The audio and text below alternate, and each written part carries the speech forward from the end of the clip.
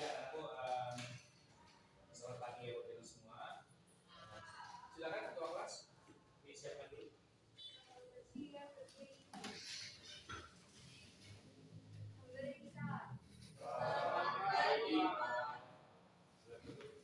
Sudah 2 pagi dan sudah menyanyikan lagu nasional ya, berarti kita langsung masuk aja ke topik kita hari ini. Pasal bawakan materi laju reaksi. Ada yang kira-kira tahu apa itu laju reaksi? Coba amati dulu gambar ini ya. Sebentar ini agak perlu.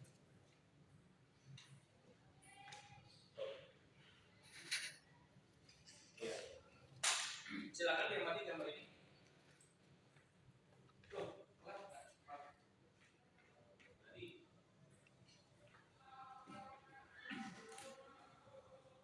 Ya, apa yang dimaksud dengan laju reaksi? Kalau laju tahu ya, kelajuan kendaraan bermotor punya laju, betul ya? Kemudian di situ ada 3 gambar pas tayangan. Silakan diamati.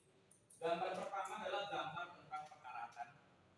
Gambar kedua adalah gambar tepung yang dimasak menjadi apa itu namanya? Cookies atau kue atau apa itu? Yang ketiga adalah gambar kembang api yang sedang meletup. Jadi laju reaksi itu apa kira-kira?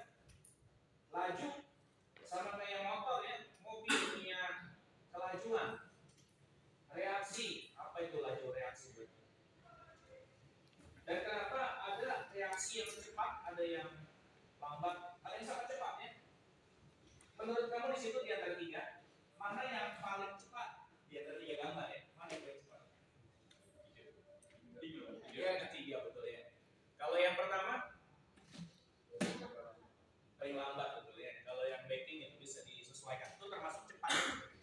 Jadi laju reaksi ini udah pernah dipelajari oleh kalian ya pada saat kelas dulu. Reaksinya doang ya. Reaksi kimia. Tahu ya reaksi kimia? Reaksi yang apa namanya? Menghasilkan produk baru ya, senyawa baru, bukan senyawa asal. Contoh nih, kalau Pak Sol bilang ada gula dilarutkan ke dalam air, gula dilarutkan ke dalam air, yang satunya lagi gula dilarutkan ke dalam air panas. Kan yang di air panas harusnya lebih cepat apa? Lebih cepat larut. Nah, tapi menurut kamu dia bereaksi ya? Definisi coba tadi ya.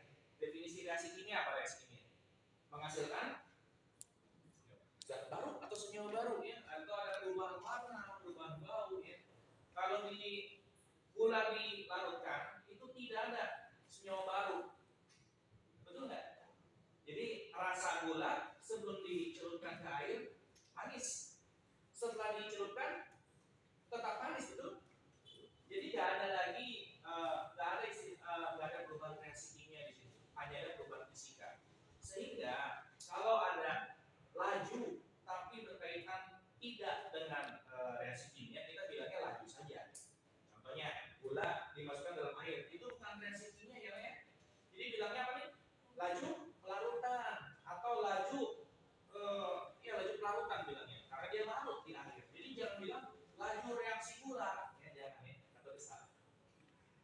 Oke, jadi laju reaksi bermacam-macam, ada yang cepat, ada yang lambat ya. Ada yang kamu udah lihat situ, ada yang cepat, ada yang lambat. Kemudian apa kira-kira yang menyebabkan lajunya bisa cepat, lajunya bisa lambat? Konsentrasi. Konsentrasi ya. Oke, salah satunya konsentrasi. Jadi sebelum kamu belajar lebih jauh tentang laju reaksi, ada baiknya kamu mempelajari terminologi atau kata-kata penting yang ada di laju reaksi ya. Pasal akan buka slide berikutnya. Ya, laju reaksi itu apa sih? Laju reaksi adalah ukuran seberapa cepat suatu reaktan itu habis atau produk tertentu. Ya. Jadi kalau misalkan nanti ada dibikin dalam grafik, nanti akan Pak Sol tayangkan slide berikutnya.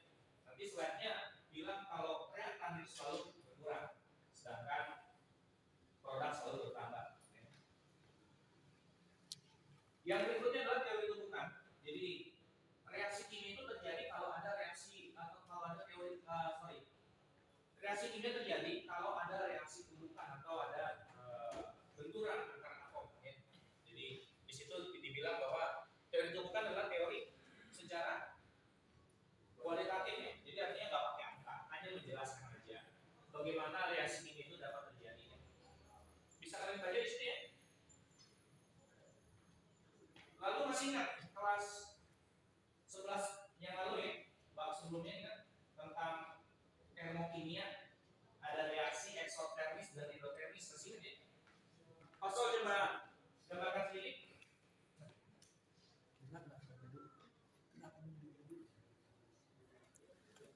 Apa Pak? Namanya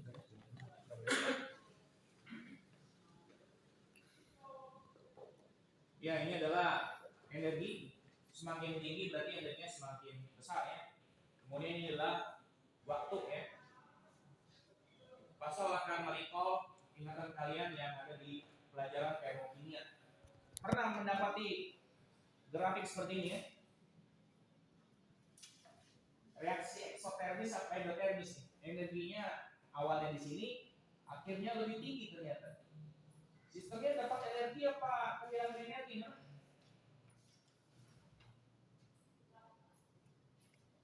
Sistemnya dapat energi apa kehilangan energi? Awalnya di 100, akhirnya di 200. Jadi energinya makin banyak apa makin sedikit? Makin banyak. Berarti sistemnya mendapat energi dari lingkungan ya. Berarti disebutnya reaksi apa itu? Reaksi, kalian masih ingat? Endotermis, betul ya, reaksi endotermis. Nah, anak-anakku, kalau asal muasalnya reaktan memiliki energi di sini, kemudian dia menyerap energi terlebih dahulu sampai ke bagian paling atas atau kompleks teraktivasi, maka jarak ini disebutnya sebagai energi aktivasi. Jadi energi aktivasi adalah jumlah energi minimum yang diperlukan agar tumbukan berhasil. Itu mengacu kepada teori tumbukan. Tadi Pak Sol udah bilang bahwa laju reaksi itu nanti reaktannya berkurang, sedangkan produknya bertambah. Seperti apa sih? Ini tampilannya ya. Jadi di sini konsentrasinya semakin tinggi, di sini waktunya semakin lama gitu kira-kira ya grafiknya. Dalam hal ini konsentrasi akan semakin turun untuk reagen atau reaktan, sedangkan produk itu akan semakin banyak tercipta atau terbentuk. Itu adalah laju reaksi ya. Jadi si reaktannya akan berkurang seiring bertambahnya waktu atau si produknya akan bertambah seiring bertambahnya waktu. Itu adalah definisi laju reaksi ya. Jadi laju reaksi itu apa? Laju berkurangnya konsentrasi reaktan terhadap waktu atau laju terbentuknya konsentrasi produknya terhadap waktu. Kalau dibuat grafik kira-kira seperti itu, selalu nambah, selalu nambah, selalu nambah. Yang satunya selalu berkurang ya, si reaktan atau bahan dasarnya selalu berkurang. Kemudian tadi Pak Sol bilang bahwa reaksi kimia itu berhasil jika ada tumbukan. Ya. Seperti apa sih tumbukan? Ada 2 slide. Pak Sol tayangkan slide pertama sambil dijelaskan, sedangkan yang kedua adalah tayangan video ya. Jadi nanti silakan kalian amati videonya. Oke. Anak-anak perhatikan di depan bahwa ini diilustrasikan atom yang hitam ini mau ketemu atom yang merah, pengen ketemunya.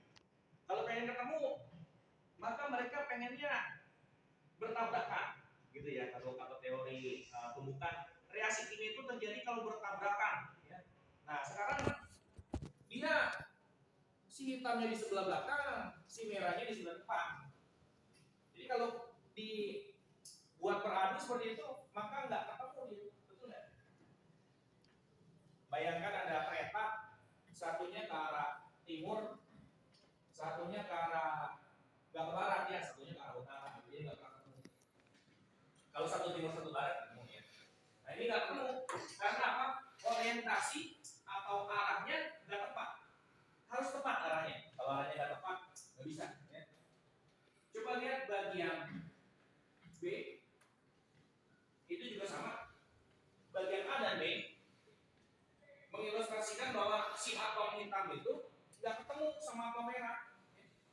Yang pertama ketemunya merah ketemu merah, yang kedua merah ketemunya biru. Padahal si hitam pengennya ketemunya sama si merah gitu kira-kira. Yang ketiga, ini yang berhasil.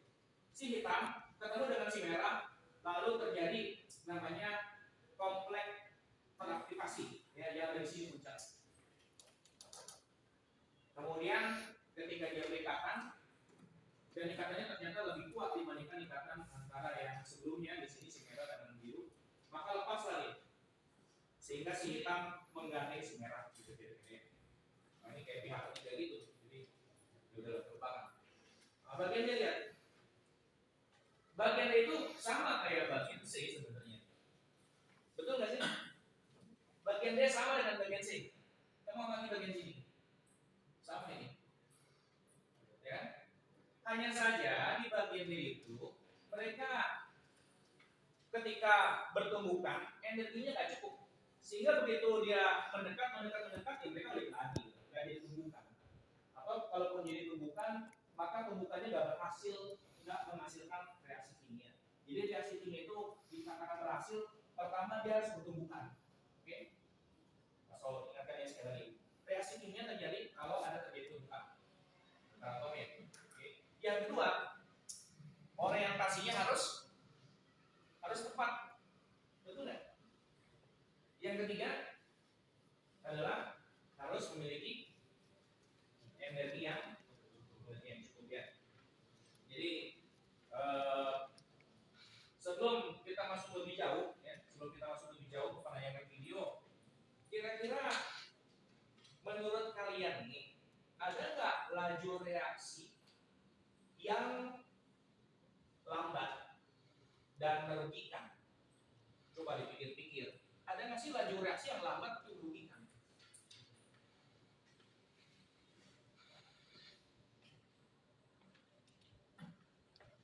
Kamu gerak ya beda saya.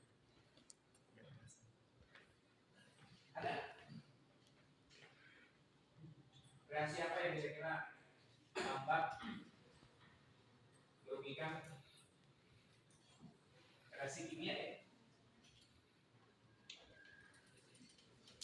Apa? Besi berkarat, ya betul, besi berkarat. Kita nggak pengen besi berkarat seperti yang dicontoh ya. Ada lagi kira-kira yang agak lama tapi merugikan? Ada proses apa itu? Melakukan oksidasi dari patung-patung. Jadi kalau nanti kamu ke Candi Borobudur, kadang-kadang Candi Borobudurnya suatu waktu lagi ditutup karena ada pembugaran atau apa namanya maintenance gitu ya, karena mereka sedang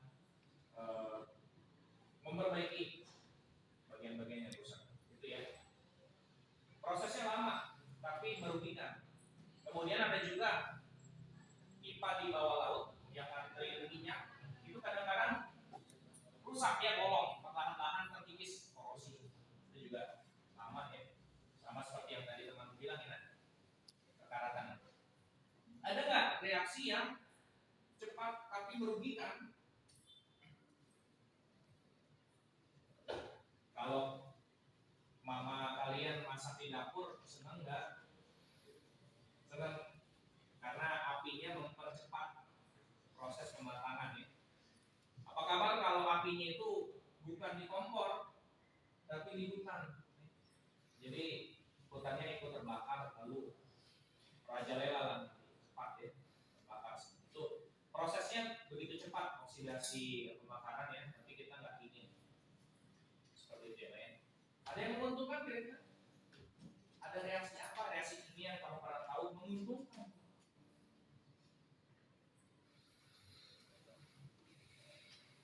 Pengennya cepat.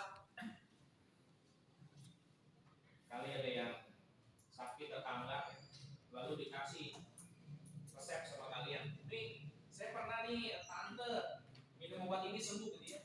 Nah, ketika minum obat, berharapnya adalah ada reaksi antara obat dengan si apa namanya, sesuatu yang di tubuh itu ya. Kita nggak tahu apa itu virus, itu bakteri. Lalu kita berharap cepat reaksinya, lalu menguntungkan kita. Oke, Pasol sudah bagikan kelompok pada kalian belum?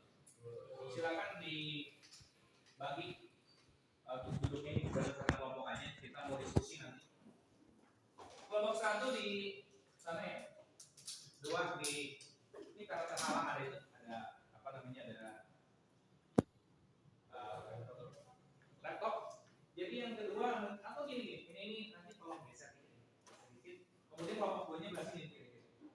Kelompok 3 sini. Ini 3 nah udah 3. Satu ke sebelah. Ya. Mejanya nggak usah digeser, mungkin orangnya aja kali pindah ya.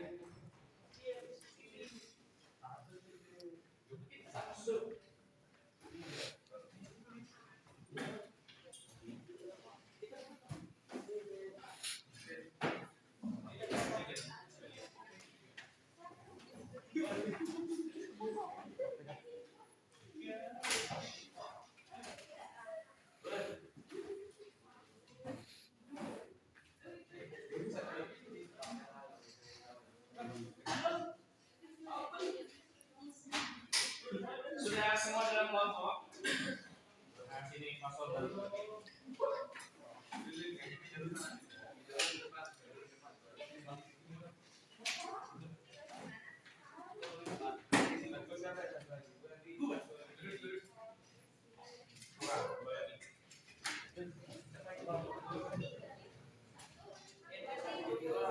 Sudah rapat semua. Siapa? Ada yang dapat? Semua dapatnya?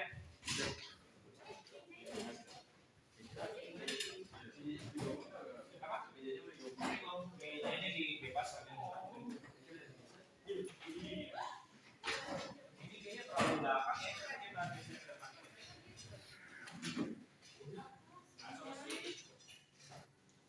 Siswanya kalau bisa di atas sedikit.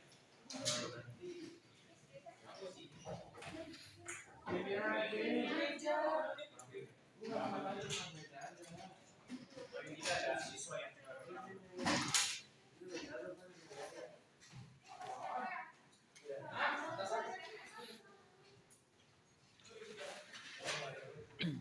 tolong masih kalau ada yang pas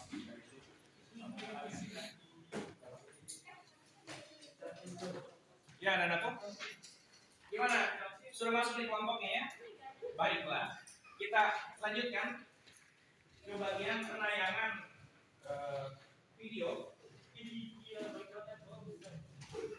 Videonya ini bukan pasal yang buat tapi kira-kira isinya sama ya dengan yang disampaikan.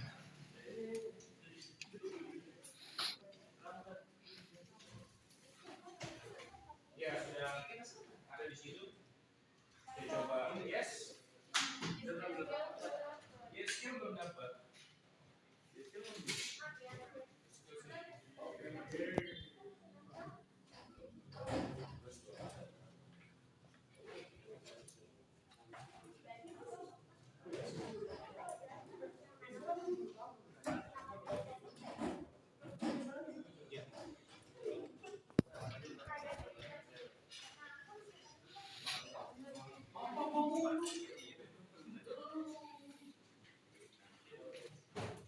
Ya, kita mulai ya.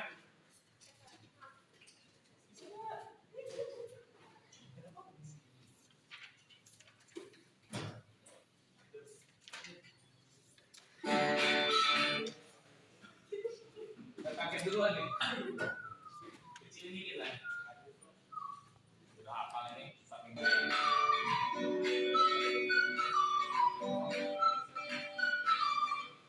cepat aja nah. Ya, ini ada kaitannya dengan reaksi kimia. Apa itu reaksi kimia? Yang ditemukan dalam energi aktivasi. Jadi menguatkan apa yang sudah kalian peroleh barusan ya. Kelihatan? Teriak. Kelihatan ya?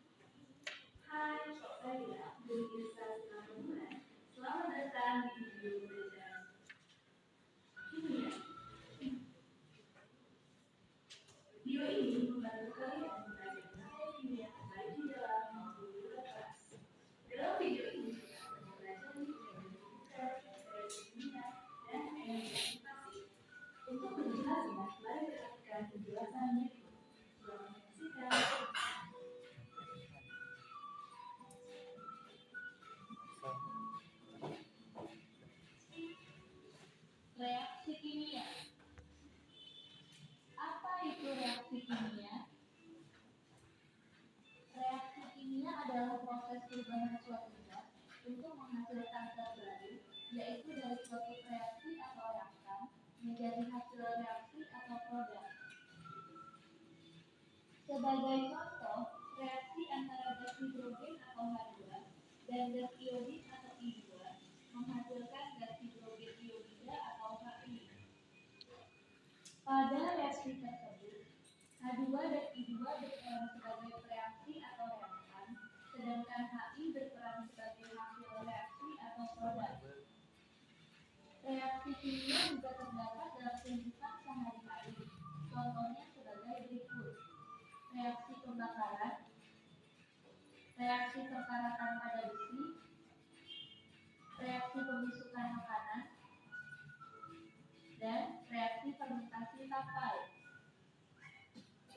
Pada umumnya, reaksi kimia terjadi disertai oleh suatu perubahan yang dapat diamati, yaitu perubahan warna, perubahan suhu, pembentukan endapan, dan pembentukan gas.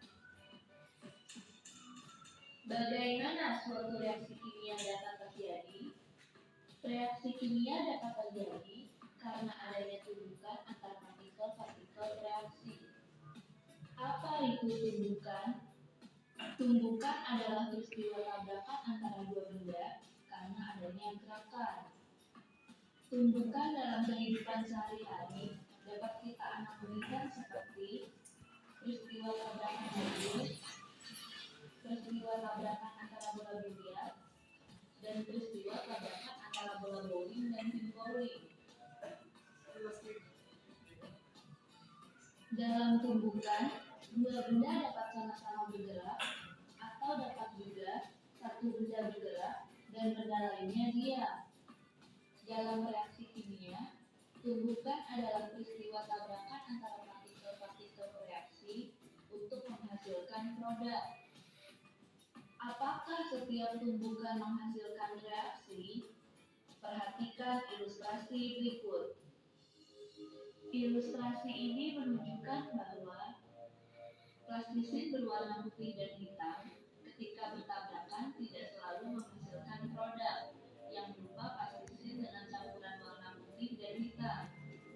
Dengan demikian, dapat kita simpulkan bahwa setiap tumbukan antara partikel-partikel reaksi tidak selalu menghasilkan produk.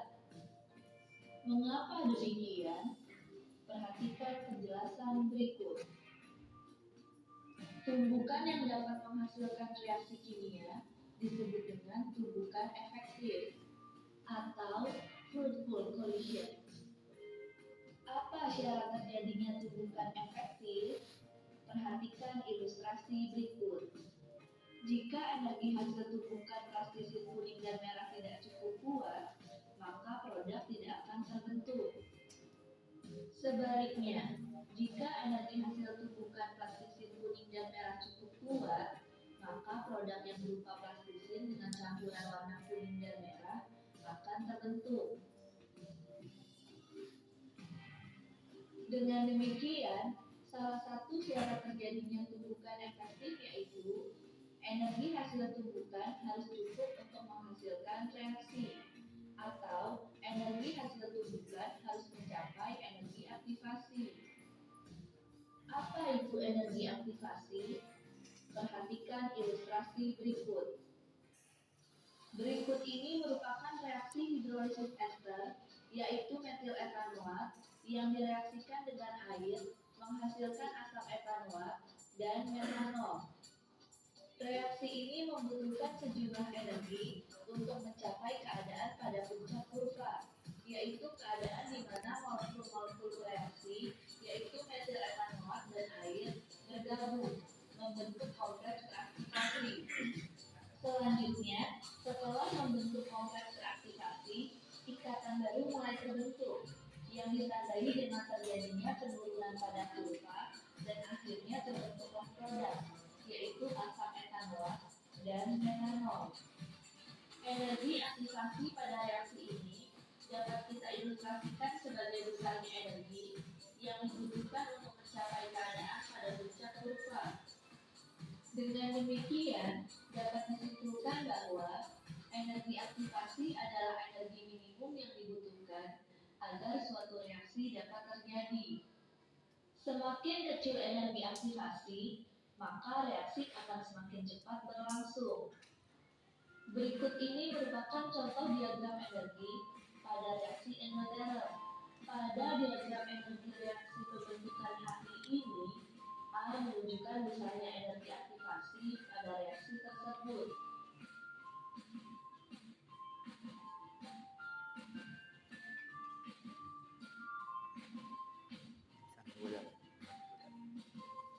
Sedangkan B menunjukkan besarnya perubahan entalpi pada reaksi tersebut. Perubahan entalpi pada reaksi endoterm bernilai positif karena entalpi produk lebih besar dibandingkan entalpi reaktan. Sedangkan diagram energi pada reaksi eksoterm dapat diilustrasikan sebagai berikut. Pada diagram energi reaksi pembentukan NH3 ini, A menunjukkan besarnya energi aktivasi pada reaksi tersebut.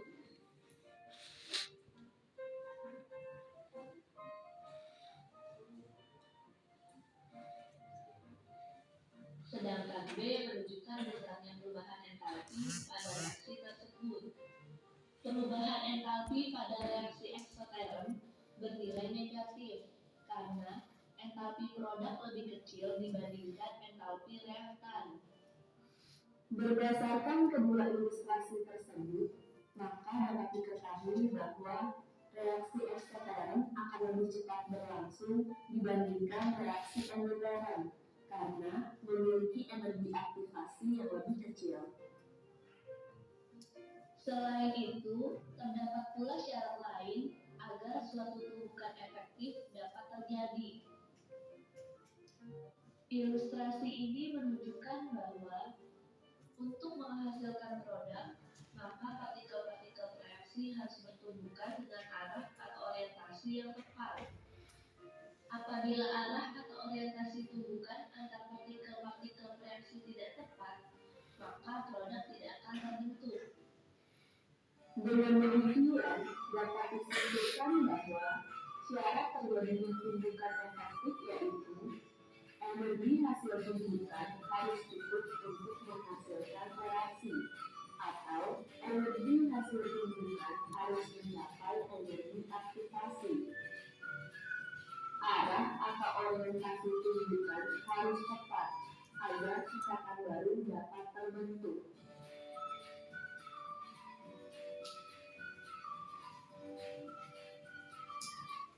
Ya, saya rasa cukup. Sudah terwakili ya semuanya. Bagaimana anakku? Dapat sesuatu hal yang baru ya. Dapat ilustrasi di situ ada gerak-gerakan. Lebih senang melihat yang bergerak animasi. Jadi seperti yang sudah disampaikan sebelumnya, ya reaksi kimia dapat terjadi ya, karena ada tumbukan ya betul. Lalu apalagi yang mau dapat? Wah, bisa dapat apa yuk? Tumbukan bisa terjadi karena adanya energi yang cukup dan orientasi geraknya sesuai. Betul, sesuai yang tepat ya. Jadi kalau mau menyambut si Romeo bilang sama Juliet, Romeo Juliet betul ya, itu apa? Jadi Romeo kan nanti si Julietnya bukannya ke sana, dia Juliet lain dia. Ya, harus pas ya, harus orientasi harus tepat. Kemudian tadi dibilang juga harus ada energi yang cukup ya. Kalau nggak cukup nanti nggak terjadi tumbukan. Oke, saya lanjut aja. Nah, kamu tadi udah dapat tayangan apa itu teori tumbukan ya. Reaksi kimia itu apa? Teori tumbukan apa?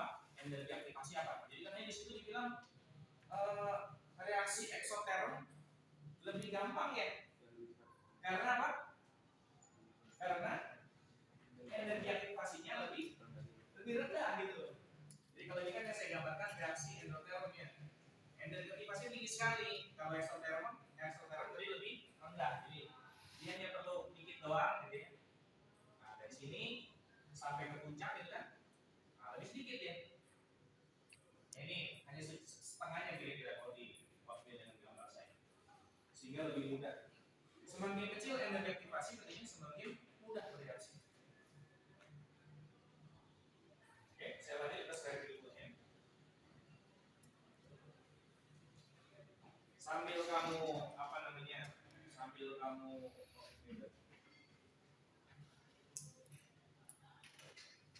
kamu perhatikan juga LKP ini. LKP itu adalah lembar kerja kalian yang sudah dibagikan. Di sana ada teori atau modul ajar, kemudian ada juga pertanyaan nanti yang akan diisi. Ya, sambil dilihat ya. Karena tadi Pak Sol di depan bilang ada reaksi yang begitu cepat, ada reaksi yang lambat. Bagaimana caranya agar faktor apa saja yang mengalir di reaksi tersebut gitu ya. Lalu kalau bisa setelah kita tahu, kan harapannya gini, karena saya tahu besi bisa berkarat, maka sebaiknya dibuat gitu kan. Oh, karena saya tahu nanti ada kebakaran hutan, maka sebaiknya kita melakukan sesuatu yang pencegahan. Jadi karena kita tahu faktor-faktor yang mempengaruhi laju reaksi, maka kita bisa ambil tindakan gitu. Misalnya, ini roti kok mengembangnya lama gitu ya. Oh, dikasih sesuatu aja biar lebih cepat misalnya. Karena kita tahu apa yang menyebabkan suatu reaksi itu bisa lebih cepat atau lebih lambat. Di slide yang saya tayangkan di sini, walaupun bahasa Inggris, tapi dijago-jago lah kalian ya. Ini rangkuman dari yang sudah saya dapat, kira-kira seperti itu nah. Ada pengaruh dari konsentrasi, pengaruh dari tekanan, kalau gas ya, gas itu nggak ada konsentrasi, dia ada tekanan. Kemudian ada ukuran partikel, ada katalis, temperatur dan cahaya matahari, gitu kira-kira. Seperti apa yang maksudnya? Coba, udah siap? Yang berikutnya? Ya, tayangan berikutnya yang kedua bahasa Indonesia masih ya. Mau bahasa Inggris boleh. Sabar ya kan? Ya, ada video Pak Sol tayangkan tentang faktor-faktor yang mempengaruhi reaksi. Jadi kalau kamu udah tahu laju reaksi itu apa dan kenapa bisa berhasil, kenapa kadang-kadang nggak bisa berhasil, kemudian faktor-faktornya apa saja. Ya. Kita akan tinjau berdasarkan teori turunan ya. Ya, silakan disimak baik-baik. Mas Sol akan matikan lampu lagi.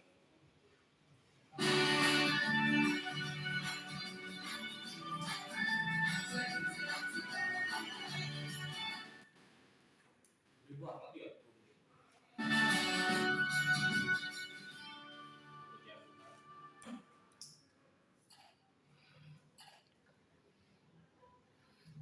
Halo teman-teman, selamat datang kembali di Kia Academy YouTube channel. Semoga teman-teman tetap sehat dan terus semangat.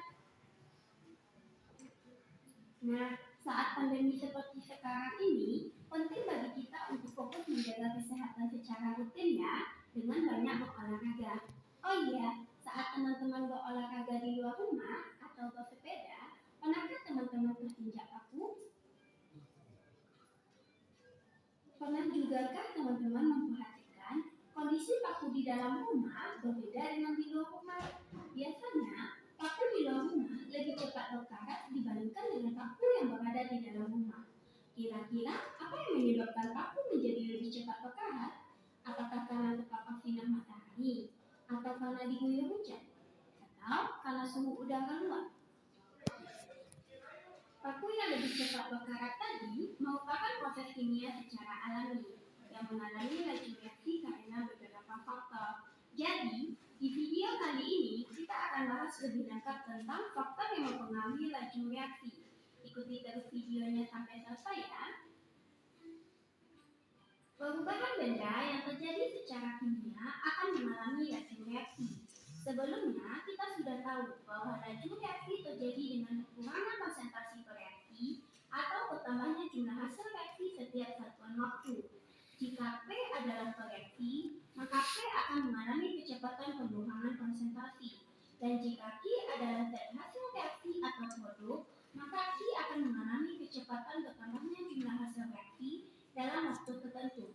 Laju reaksi ini dapat dirumuskan menjadi V sama dengan minus delta P per delta T, dan V sama dengan plus delta Q per delta T. V merupakan laju reaksi dengan satuannya molaritas per sekon, dan T adalah waktu dalam sekon.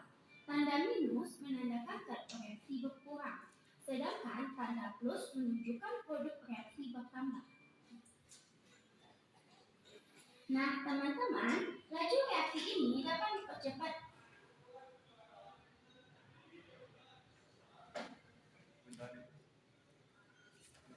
Benar-benar percepat ini ya. Jangan ada hilang. Iklan balik lagi.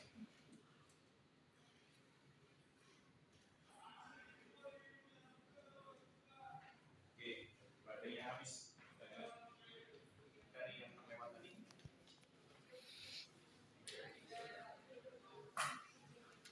Bagaimana kita sih?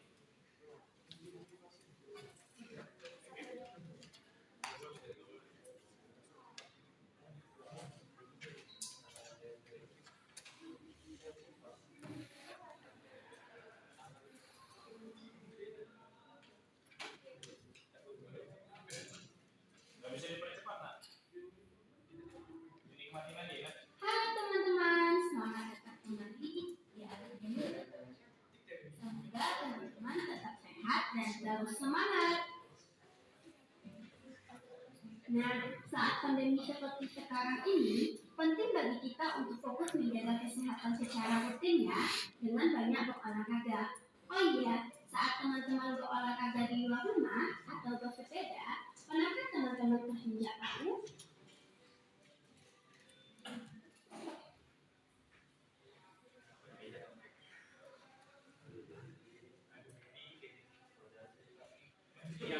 Pernah juga kan teman-teman memperhatikan kondisi paku di dalam rumah berbeda dengan di luar rumah.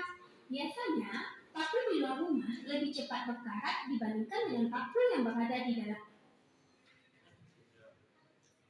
Ya, ada gambar ya, nak. Sebentar, saya akan tampilkan videonya aja langsung.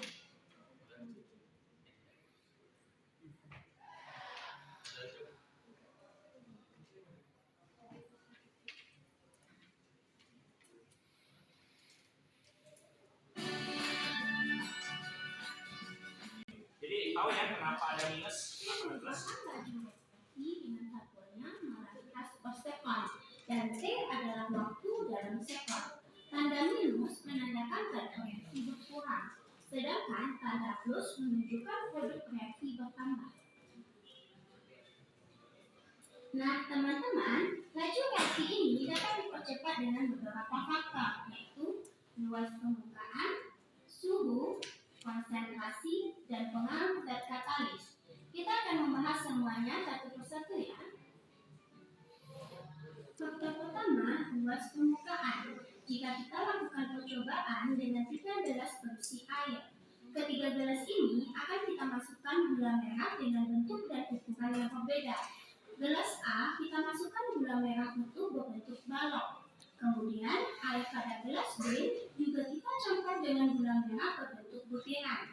Dan terakhir, gelas C kita masukkan gula merah kepingan berbentuk persegi panjang. Menurut teman-teman, gula merah manakah yang lebih cepat larut? Pada gelas A, B, atau C? Ternyata hasilnya, gula merah berbentuk butiran pada gelas B lebih cepat larut dibanding gula merah berbentuk lain. Stop dulu bentar, karena ada yang harus diingatkan ya. Gula merah larut di air itu reaksi kimia bukan? Bukan. Bukan ya. Jadi itu hanya menyatakan lajunya saja ya. Jadi ada laju pelarutan gula merah, bukan laju reaksi gula merah, bukan ya. Jadi dipahami, nggak ada tulisan reaksinya atau di kebayang kepala kalian itu jangan ada tulisan reaksi, itu laju pelarutannya saja. Jadi faktornya memang benar ya. Ada luas permukaan karena bisa mempengaruhi. Jadi, bagaimana pengaruh ukuran kepingan terpadat terhadap laju reaksi? Oke, dari percobaan tadi, kita tahu bahwa semakin kecil ukuran partikel, maka permukaan bidang sentuh akan semakin luas, dan tumbukan yang terjadi pada bidang permukaan semakin banyak, sehingga laju reaksi semakin cepat. Jadi, semakin kecil ukuran partikel, laju reaksinya akan semakin cepat. Faktor kedua yaitu suhu. Bisa kita amati dengan contoh berikut ini. Dua panci A dan B berisi air yang berbeda. Panci A berisi air yang dipanaskan dan panci B berisi air biasa. Kedua air pada panci sama-sama kita campurkan dengan gula. Nah, dengan kondisi ini, Menurut teman-teman, gula pada panci manakah yang lebih cepat larut? Ya benar, gula yang kita masukkan pada panci A berisi air panas akan lebih cepat larut. Bagaimanakah hubungan antara suhu dengan laju reaksi? Nah, suhu yang tinggi akan membuat partikel dalam larutan bergerak lebih cepat, sehingga kemungkinan partikel untuk bertumbukan semakin besar, dan laju reaksi akan terjadi lebih cepat. Jadi, semakin tinggi suhu, laju reaksinya akan lebih cepat. Hubungan antara suhu dan laju reaksi ini ditetapkan dari suatu percobaan dengan data sebagai berikut. Dari data dapat kita lihat, setiap kenaikan 10 derajat Celcius, maka laju reaksi mengalami kenaikan sebanyak 2 kali semula. Ini menunjukkan suhu memiliki hubungan yang sebanding dengan laju reaksi. Laju reaksi akan meningkat sesuai dengan kenaikan suhunya. Jadi, hubungan kuantitatif perubahan suhu terhadap laju reaksi dapat dirumuskan menjadi Vt sama dengan delta V pangkat delta T per A kali V0. Vt adalah laju reaksi akhir, delta V adalah kenaikan laju reaksi, V0 adalah laju reaksi awal, satuannya adalah molaritas per sekon, delta T adalah perubahan suhu, dan A adalah kenaikan suhu dengan satuan derajat Celcius. Oke teman-teman, faktor ketiga yang mempengaruhi laju reaksi adalah konsentrasi. Untuk melihat pengaruh keduanya, mari kita perhatikan labu elemen A dan B berikut. Keduanya berisi asam klorida dengan konsentrasi larutan berbeda. Labu elemen A memiliki konsentrasi 0,5 molaritas, sedangkan Kalau yang barusan gimana? Laju reaksi bukan? Yang bulat.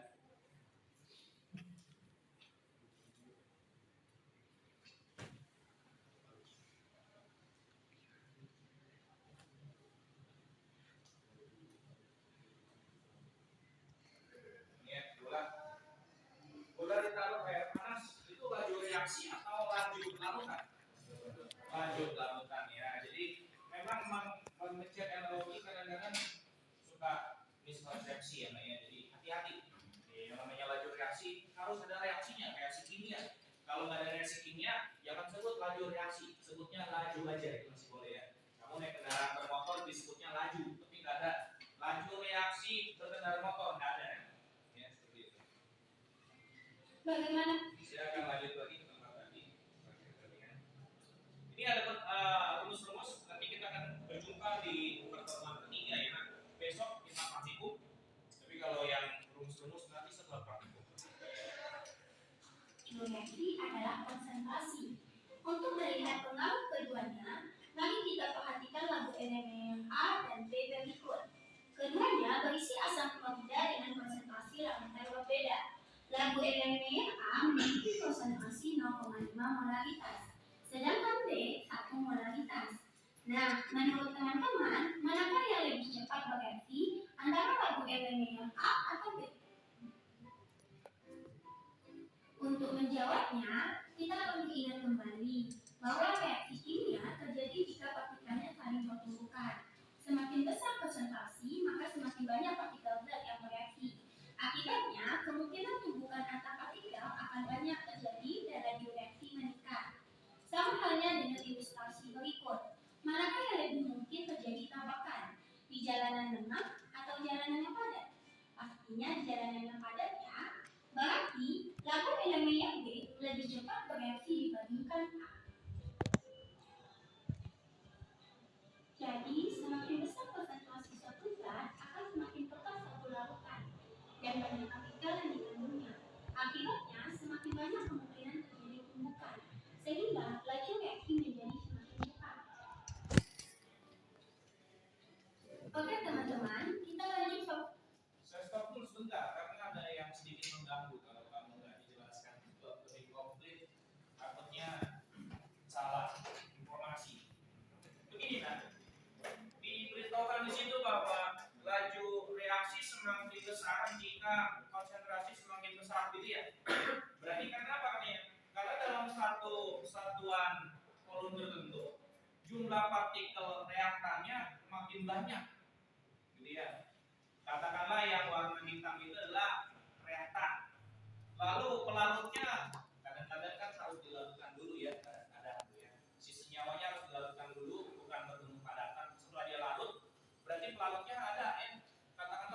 air. Ini si pelarutnya ya. Pelarutnya yang kotak. Ada reaktan yang lain yang bentuknya segitiga. Wah, makin pusing lah kalian ini ya. Karena makin banyak. Ada tentu gini lah. Si segitiga kalau ketemu si bola itu kita sebut bereaksi. Kita sebut bereaksi ya. Si segitiga dengan bola saya sebut bereaksi. Kita sebut bereaksi kalau memang sudah bergabung menjadi satu. Seandainya konsentrasi yang sangat banyak, itu juga malah menurunkan efektivitas dari laju reaksi. Karena apa? Bayangkan kalau kamu si apa ya bilangnya? Mungkin gini lah. Kan ada disebutnya tadi bereaksi kalau mereka berpasangan ya. Biar gampang, katakanlah ada grup-grup cowok dengan grup cewek gitu ya. Ceritanya nih mau berpasangan.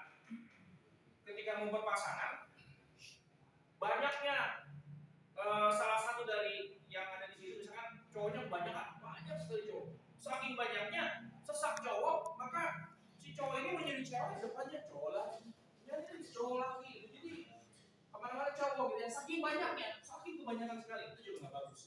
Jadi laju reaksi akan semakin besar ya. Jika konsentrasinya besar, tapi jangan sampai nggak kira-kira yang besar banget. Itu juga nggak efektif ya. Jadi yang dimaksud dengan besar adalah dalam batas kewajaran, karena dalam analisis ya nanti terlalu besar banget juga nggak bisa ya, efektivitasnya turun. Oke, kita masuk ke bagian keempat. Udah melewati apa saja kamu? Ada yang ingat? Luas permukaan, suhu, konsentrasi. Yang sekarang adalah katalis ya. Yang keempat yaitu katalis. Nah, tahukah teman-teman, saat kita makan nasi, karbohidrat yang ada pada nasi akan dicerna di lambung dengan bantuan enzim maltase dan air, sehingga memecah maltosa menjadi glukosa. Enzim maltase inilah yang menjadi katalis pada proses pencernaan kita. Jadi, apa itu katalis? Katalis merupakan suatu zat yang dapat mempercepat laju reaksi kimia pada suhu tertentu tanpa mengalami perubahan atau terpakai oleh reaksi itu sendiri, sehingga pada akhir reaksi zat tersebut dapat diperoleh kembali. Katalis ini akan mempercepat laju reaksi dengan cara mengurangi energi aktivasi. Ada dua jenis katalis, katalis homogen dan katalis heterogen. Katalis homogen adalah katalis berada dalam fase yang sama dengan reaktan. Biasanya katalis dan reaktan berada dalam satu fase tunggal berwujud cair atau gas. Contohnya asam sulfat, natrium hidroksida, kalium hidroksida. Sedangkan pada katalis heterogen, katalis dan reaktannya berada dalam fase yang berbeda. Biasanya katalis berwujud padat seperti logam nikel dan platina, yang banyak digunakan dalam industri untuk menghemat biaya produksi. Katalis mempercepat laju reaksi dengan menurunkan energi aktivasi. Kondisi ini mengakibatkan tumpukan efektif menjadi lebih sering terjadi. Karena itu pasal koreksi ini tadi itu apa? Menurunkan energi aktivasi ya. Jadi bukan menurunkan energi aktivasi ya. Jadi pasal ulang sekali lagi tadi ya, yang di awal itu penting bahwa ketika tanpa katalis itu rutenya. Kenapa seperti itu? Karena nggak ada bantuan katalis sehingga energi aktivasinya sangat besar. Dengan adanya katalis, dia mencari rute baru, ya, rute baru sehingga yang mau dicapai sama, tapi rutenya lebih apa namanya? Kalau dibilang bukitnya lebih landai atau lebih pendek lah, lebih tak terlalu setinggi di awal ya. Jadi ini adalah energi aktivasi dengan katalis gitu ya. Jadi katalis bukan dengan cara menurunkan energi aktivasi, bukan ya. Secara nggak langsung lo bilang begitu boleh, tapi nggak tepat ya. Yang tepat adalah dia mencari cara atau rute baru alternatif dari yang biasanya. Nah, berarti semakin banyak katalis, energi aktivasi akan semakin turun dan tumbukan efektif lebih sering terjadi, sehingga laju reaksi akan semakin cepat. Jadi, katalis sebanding dengan laju reaksi. Sampai di sini, teman-teman bisa paham ya? Selanjutnya, Selanjutnya, kita coba selesaikan soal-soal berikut. Soal pertama, pada soal ini, teman-teman bisa lihat ada 5 gelas kimia yang berisi larutan NA2H2O3 dicampur dengan HCl yang memiliki konsentrasi dan suhu berbeda. Jika yang ditanya pengaruh suhu terhadap laju reaksi, maka kita cukup mencari gelas kimia. Ya, sengaja saya stop ya. Kita interaktif di sini ya. Anak-anakku, laju reaksi yang hanya dipengaruhi suhu. Berarti artinya apa? Semuanya harus sama kecuali suhu. Kira-kira yang mana? Kalau sama yang lain, nggak boleh ada yang beda kecuali suhu. Itulah yang dimaksud kalau dipengaruhi oleh suhu. Maksudnya begini nah. Kalau ada dua anak kembar ya ceritanya kembar. Nih sebelum jawab itu ada dua anak kembar ya. Dua anak kembar kadang-kadang dibilang gini, atau nggak usah anak kembar ya, kadang-kadang kamu sama kakakmu lebih pintar kakakmu tuh ya, misalkan gitu ya, kadang-kadang. Kan kadang-kadang itu jadi, waduh, dibanding-bandingkan nih. Nah gini nak, untuk membandingkan sesuatu kadang-kadang nggak tepat kalau keadaannya berbeda. Keadaannya harus sama. Artinya apa? Kalau si kakak si adik itu di satu kelas yang sama, diajar oleh guru yang sama, lalu ada berbagai macam lah kira-kira ya. Bolehlah nanti diklaim bahwa si kakaknya ini mungkin nilainya lebih tinggi sedikit, ya, atau lebih rendah sedikit dari adiknya. Tapi kalau kondisinya beda, nggak boleh dibandingkan. Sama seperti yang ada di sini. Kalau kondisinya tidak sama, nggak boleh dibanding-bandingkan. Jadi di sini kamu harus cari di antara kelima itu ada nggak kondisi yang sama kecuali suhu doang yang berbeda. Dapat? Yang mana nih kira-kira? Dua dan empat. Coba kita cek dua ya. 2 dan 4 ya. 2 dan 4 itu hasilnya sama-sama 1 molar ya. Lalu suhunya berbeda. Oke. Betul ya. Ada lagi yang lain di situ mungkin selain 2 dan 4? Berapa?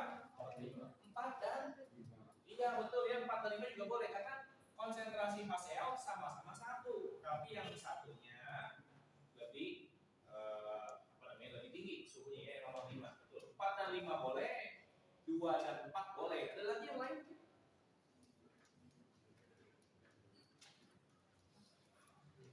Kadang di soal itu jawabannya udah ada di situ bahkan lebih dari 1 ya. Kadang-kadang. Kamu cari mana jawaban yang sama dengan jawaban si pembuat kunci. Oke, saya teruskan sedikit. Bentar nih saya lihat kok masih banyak ya.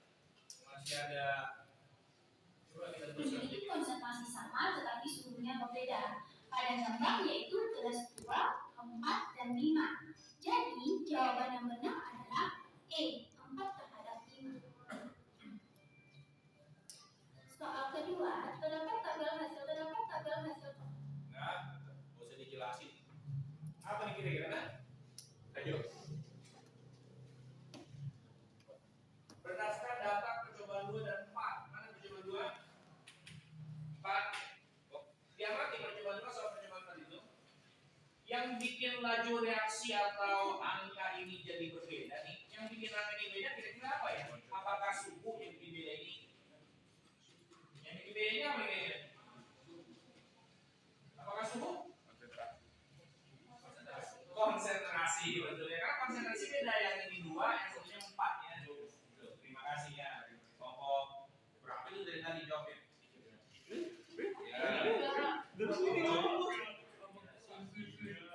Saya ngomong. 1 juga ya tadi ya. Dari tadi kelompok 1 juga ya. 1 dan 3, oke.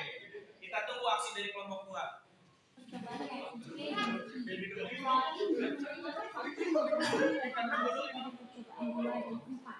Kita lihat percobaan nomor 2 dan 4. Keduanya memiliki suhu yang sama, namun konsentrasi kimia berbeda. Jadi, faktor mempengaruhi laju reaksinya adalah konsentrasi. Mana yang kelas suhu tadi? Pada soal berikutnya, terdapat 5 tabung elemennya. Nah, silakan. Coba, saya minta lah kelompok 2 ya, biar sedikit aktif. Sebenarnya pas ini masih pemalu semua ya, malu-malu. Kalau jawab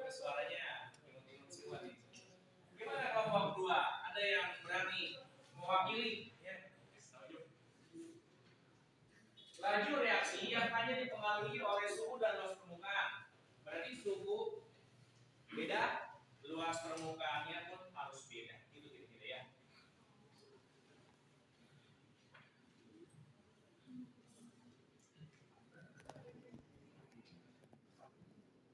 Kalau 1 dan 2 gimana? 3 nggak bisa ya. 1 dan 2 yang beda hanya luas permukaan.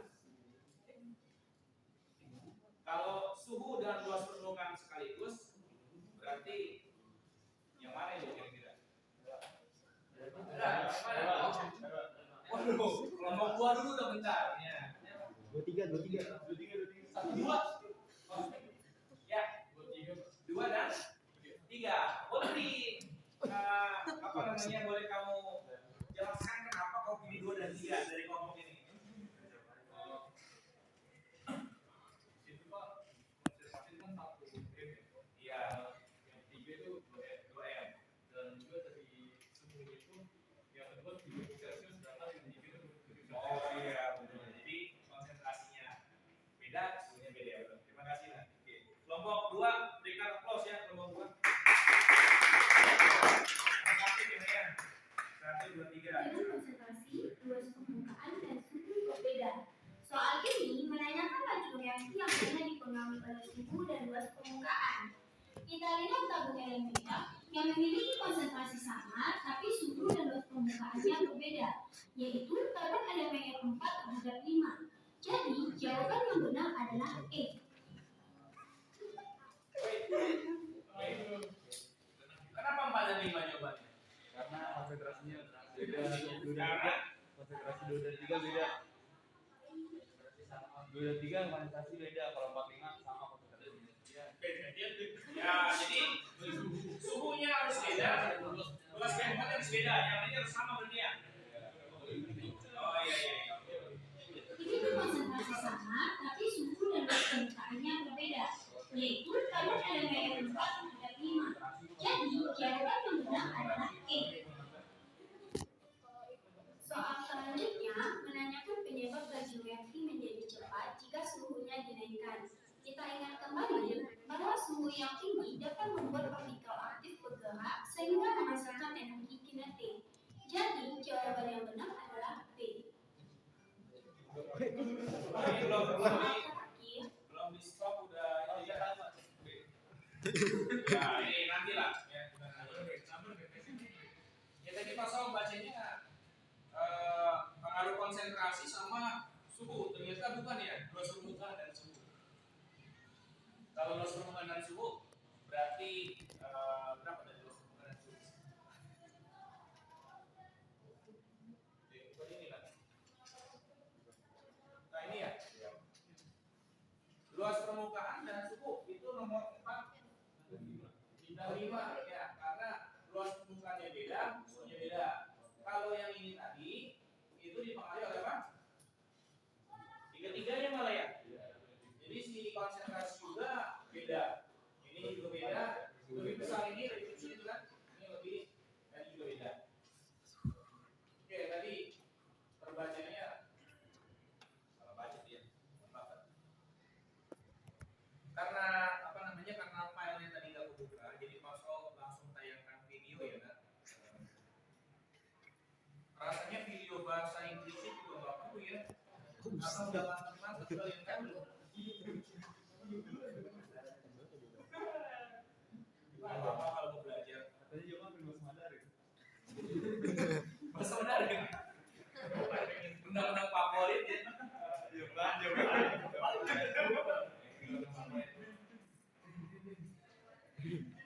Gak apa-apa, kayaknya nggak lama kok. Berapa 2 menit atau berapa menit nih? Silakan ya disimak. Silakan jawaban. 4 menit, silakan. Cuma 4 menit ya. Di rumah. Cuman Apa? Masih nyampe ada gangguan itu putus nggak? Zoom-nya? Ini susah nih.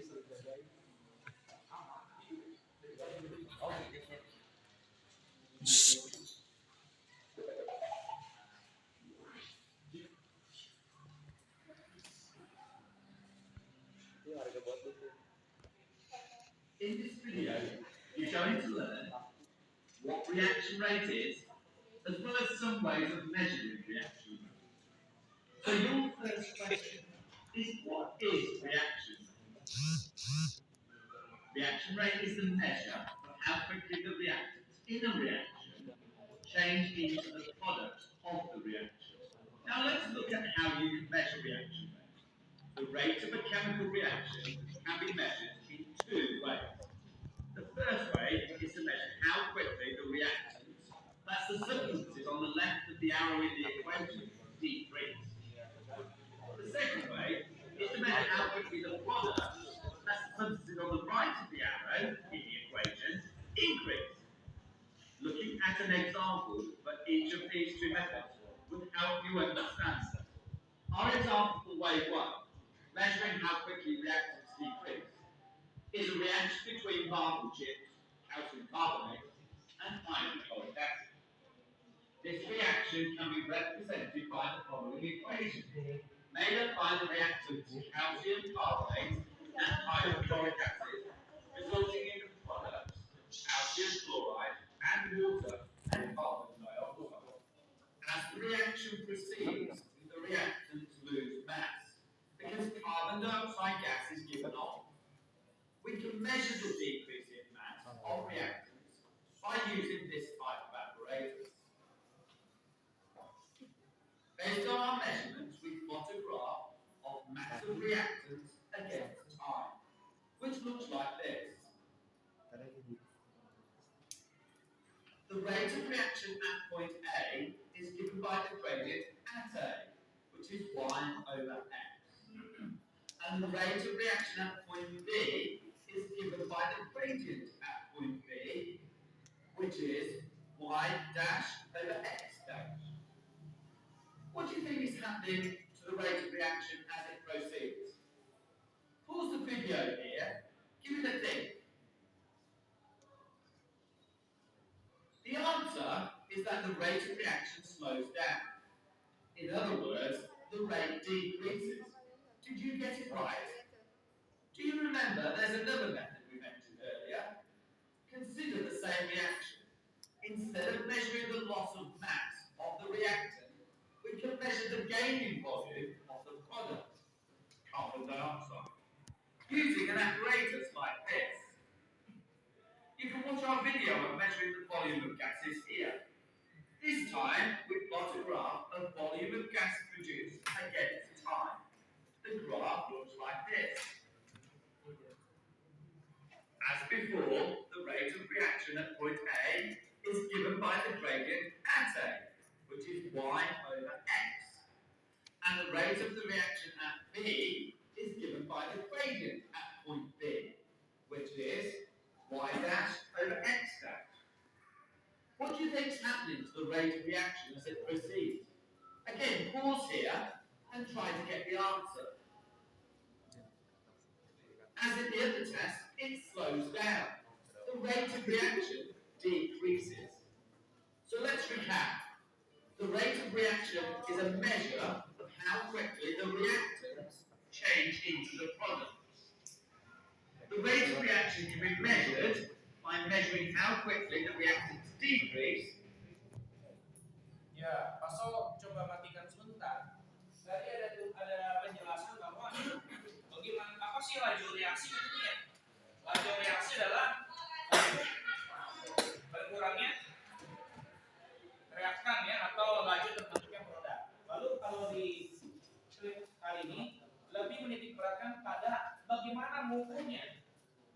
Kan tadi Pasal kasih tayangan juga ya bahwa ada slide yang turun tuh, yang bahasa Indonesia tadi kan ya.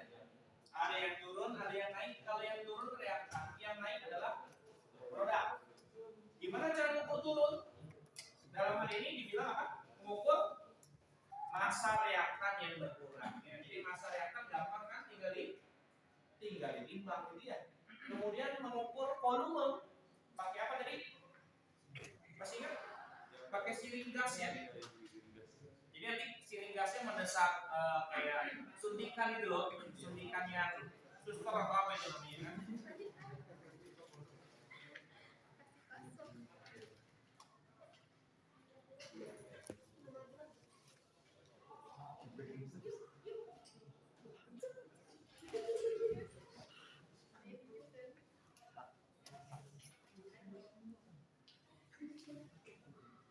Ya, Pak Sol rasa cukup lah ya untuk tayangan kita hari ini.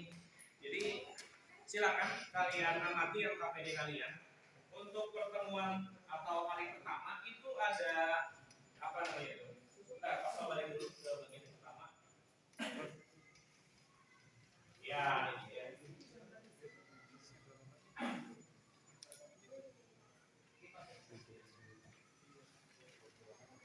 Bentar ya. Lagi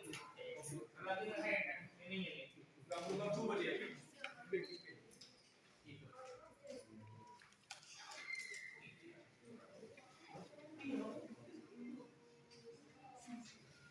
Mudah-mudahan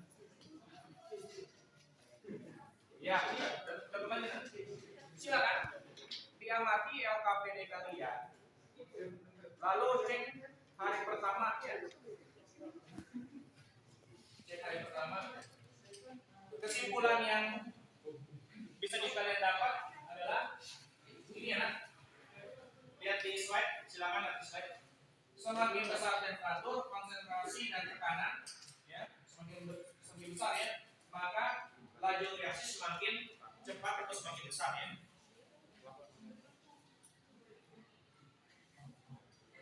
Ya, ini ada panduan untuk mengisi LKPD. Karena di situ terlalu kecil, pasal rasa terlalu kecil, jadi diperbesar di tayangan ini. Laju reaksi itu kalau misalkan nanti si layar magnesium yang nomor diterima ya, coba dibuka dulu dah. LKPD hari Sabtu yang mau dipresentasikan sekarang, coba dibuka dulu. Ini bagiannya saya perbesar. Dapat? Ya, silakan dibuka. Buka begitu. Coba balik lagi. Udah mau sampai akhir ya? Dapat? Udah dapat tuh ini ya.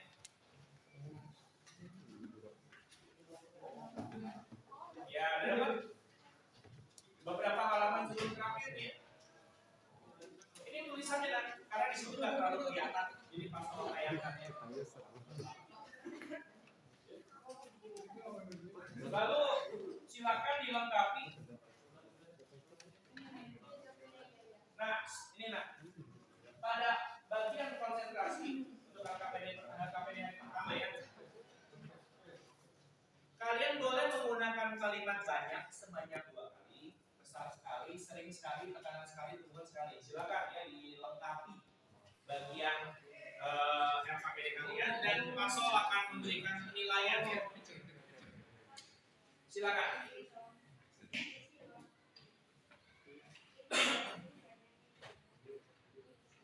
Ya, di sini. Isiannya ada di depan ini. Udah dibantu, tinggal menjodohkan kira-kira dengan kalimat mana yang tepat. Silakan diskusi dalam kelompoknya.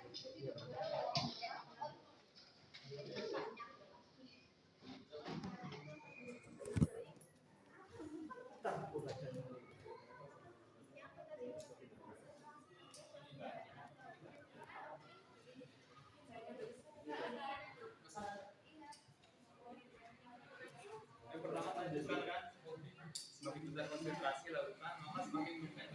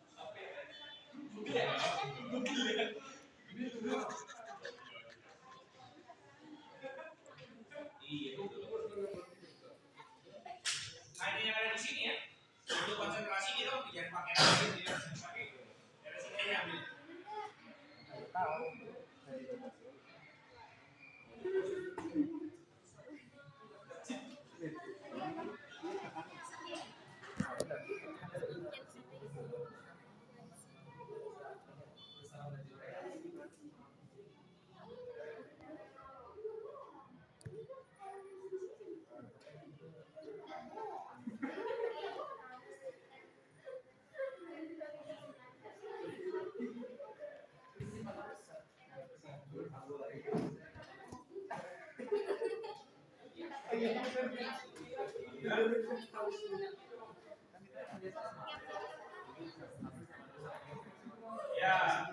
sambil mengisi, silakan Paslon akan memberikan kesempatan kepada kelompok 1 ya untuk mempresentasikan dengan cara membaca yang ada di sini ya. Jadi semakin besar konsentrasi larutan maka semakin berat. Silakan sambil dibaca ya.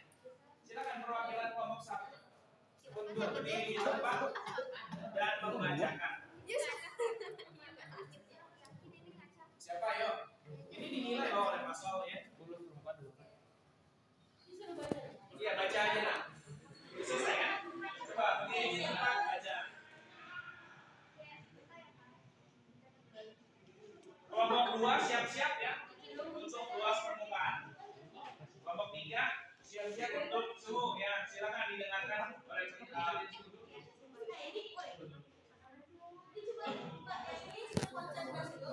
ya, bagian konsentrasi aja. Kelompok 1 nggak katalis saja Pak. Kelompok 1 Pak, katalis saja. Katalis boleh nanti katalis tambah juga.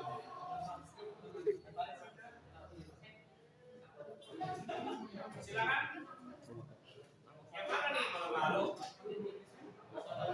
Ya, kinetra dulu lah. Untuk kinetra konsentrasi dulu. Yuk, yuk.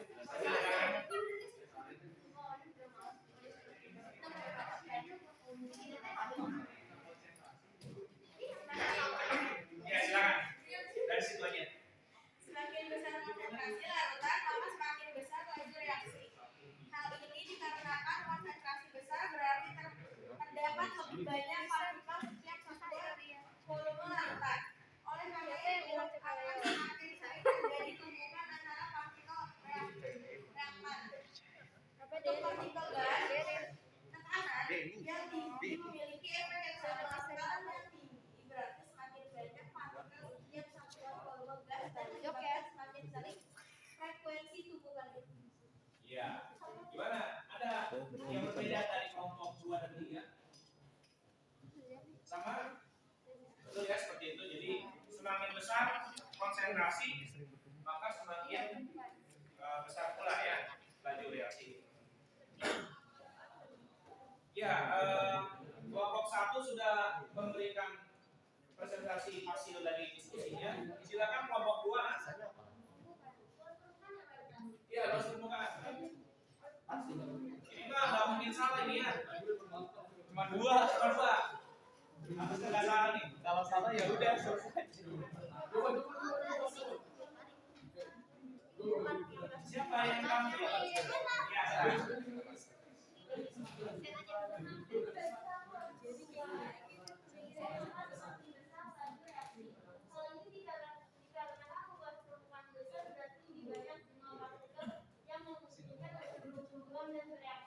Iya. Udah nggak mungkin ada yang lain ya. Oke, terima kasih kelompok 2. Silakan kelompok 3. Tentang suhu, ya perwakilannya salah satu.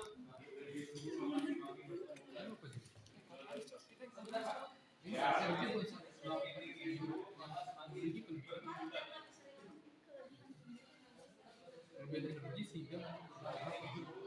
Ya, agak susah ini ya.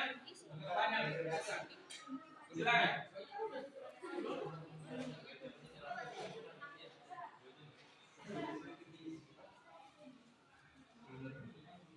Makin tinggi suhu maka semakin bertumbukan.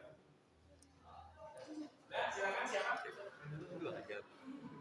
Ya, nggak apa-apa. Berdiri aja di tempat aja. Semakin tinggi suhu, maka semakin besar laju reaksi. Setidaknya ada dua alasan utama, yaitu pada suhu tinggi partikel memiliki kelebihan energi, sehingga mampu bergerak lebih cepat dan lebih sering bertumbukan. Alasan lainnya, pada suhu tinggi maka energi reaktan meningkat sehingga memiliki banyak kesempatan untuk bertumbukan. Tumbukan yang berhasil lebih banyak. Iya, betul sekali ya. Terima kasih kelompok 3. Ya, bagi yang katalis silakan untuk kelompok 1 aja deh.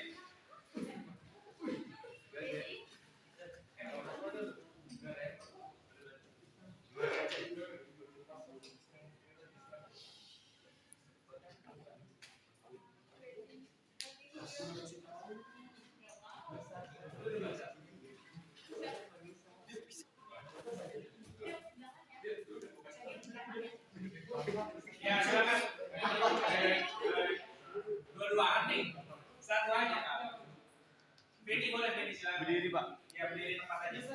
Katalis dapat meningkatkan laju reaksi, tetapi tak berkurang masanya.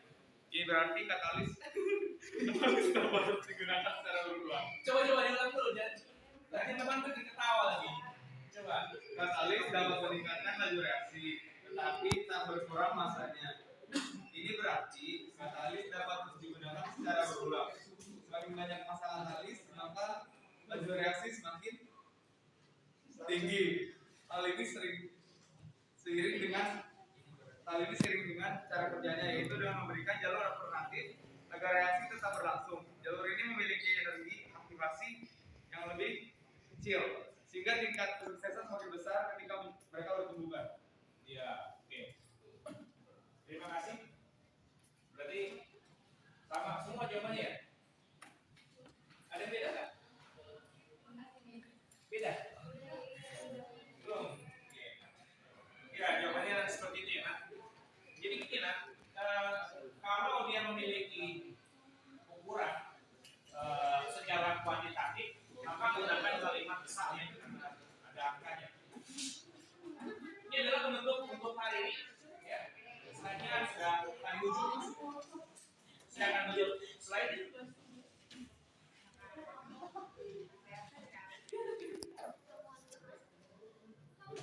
Adakah di antara kalian yang mau menyimpulkan apa yang sudah kalian dapatkan hari ini?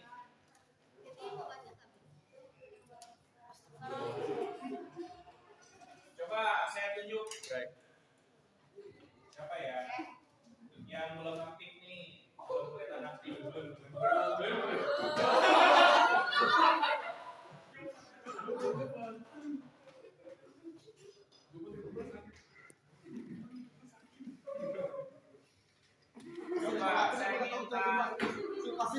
saya minta Sania aja lah ya. Silakan Sania. Di situ nggak apa-apa. Apa yang sudah kamu dapatkan Sania? Dari pembelajaran kita hari ini, atau enggak Sania juga nggak apa-apa ya, kelompok 1 silakan mewakili. Silakan Sania.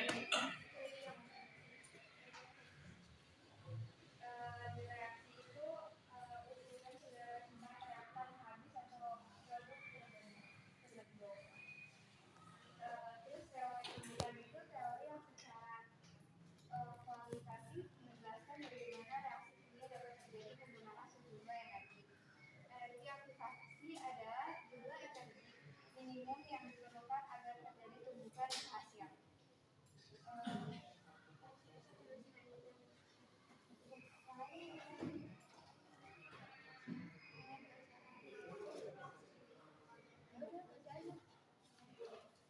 Setiap tumbukan tidak selalu menghasilkan produk.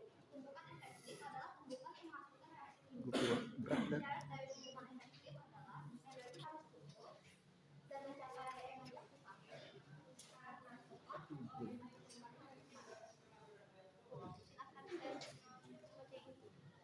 Ya.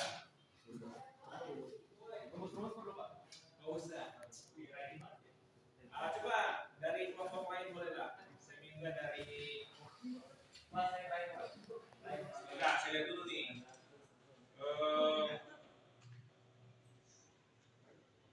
Coba minta suaranya dari Derin coba ya Derin.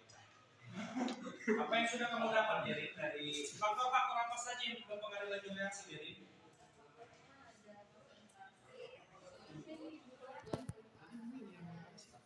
Oke, tadi di slide sebenarnya ada yang Pak Sol nggak perhatikan ya. Jadi anak-anakku silakan perhatikan sebentar. Kadang-kadang ada reaksi yang membutuhkan cahaya matahari. Kadang-kadang ya, itu kalau ada cahaya matahari lebih cepat. Ada kadang-kadang kalau membandingkan senyawa yang berbentuk ion yang dilakukan dulu di air, itu juga cepat reaksinya dibandingkan senyawa organik. Ya. Itu yang terlupa oleh Pak Sol tadi sebut ya. Jadi betul ya yang dikatakan temanmu bahwa faktor-faktor yang mempengaruhi reaksi ada konsentrasi, luas permukaan, suhu dan katalis. Walaupun pengaruh dari cahaya matahari nggak semua ya, nggak semua ada, nggak semua senyawa perlu Kemudian teori tumbukan jangan lupa ya, teori tumbukan. Teori tumbukan tadi disebutkan oleh teman-teman, tumbukan yang efektif ya agar bisa bereaksi. Ya itu saja lah yang bisa saya bagikan hari ini ya.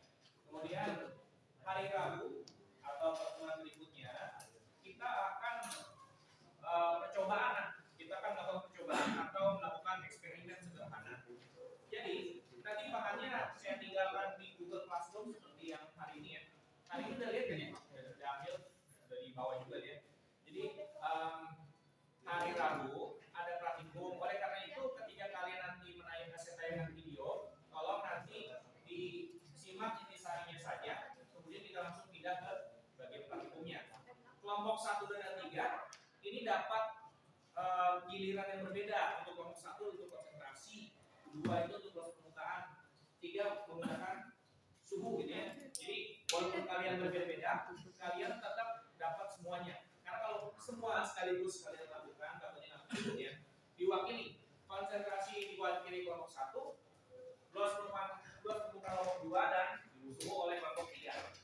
Udah dapat ya KPD-nya, nanti dibaca-baca dulu, teorinya pun dibaca-baca dulu dari guru belajar. Disiapkanlah hari Rabu ada alat dan bahan di depan sini.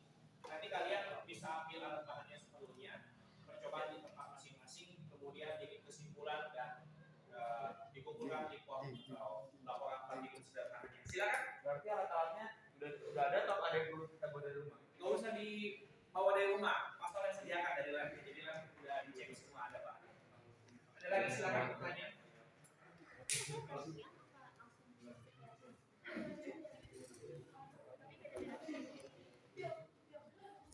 Ya, mau nanya silakan. Enggak aja nih. Nanya enggak apa-apa, nah. Jangan malu-malu. Pak, ya, sekarang kelompok 3 prakteknya tentang suhu ya. Kerjakannya di dalam ruangan. Kalau di luar ruangan kan ada angin ya, nanti membakar spiritusnya malah mati atau gimana. Di dalam di kelas tapi dikondisikan nanti ya. Ada api-apinya ya. Ngeri.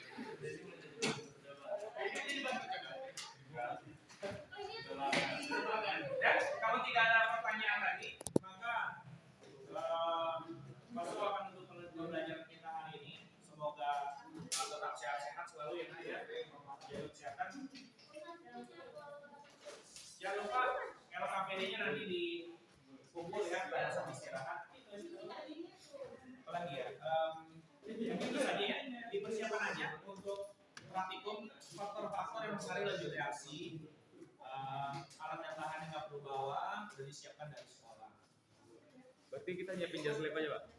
Ya, pakai jas lab ya, betul. Terima kasih. Pakai jas lab. Ya.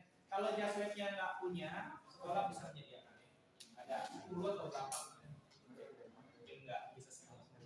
Itu saja. Selamat siang ya.